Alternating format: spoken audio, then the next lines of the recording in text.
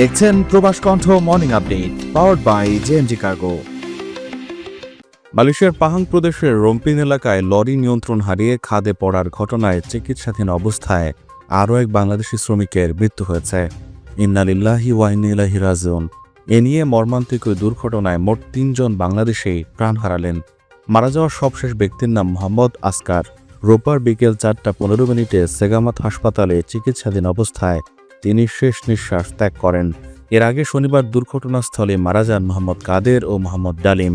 নিহতরা সবাই জোহর রাজ্যের সেগামাত এলাকায় বসবাস করতেন এবং স্থানীয় একটি পাম বাগানে শ্রমিকের কাজ করতেন।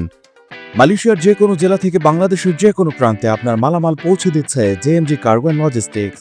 প্রতি শুক্রবার শিপমেন্ট ৪ দিনের মধ্যেই কাস্টমস কেয়ার। ৯৫ জালান্তুন এইচএসটি সিটি সেন্টার কুয়ালালামপুর, কোতারায় আরএসবি ব্যাংক ও মে ব্যাংকের পাশে। বিস্তারিত জানতে ও বুকিং দিতে কল করুন স্ক্রিনে দেওয়া নম্বরে। রম্পিন জেলা পুলিশ প্রধান সুপারিনটেন্ডেন্ট শরীফ শরীফ মান্দুই জানান, শনিবার দুপুর ২টা ২৫ দিকে জারান সেরানচার রেডং সড়কে এই দুর্ঘটনা ঘটে। ৪ জন সহকর্মী মিলে মালিকের একটি ডাইহাটসু লরিতে করে পাম বাগানের বিষ বহন করে নিয়ে যাচ্ছিলেন। পথে একটি গাড়িকে ওভারটেক করতে গিয়ে লরিটি নিয়ন্ত্রণ হারিয়ে রাস্তার পাশে উল্টে যায়। লরিটি চালাচ্ছিলেন ৪৫ বছর বয়সী বাংলাদেশি।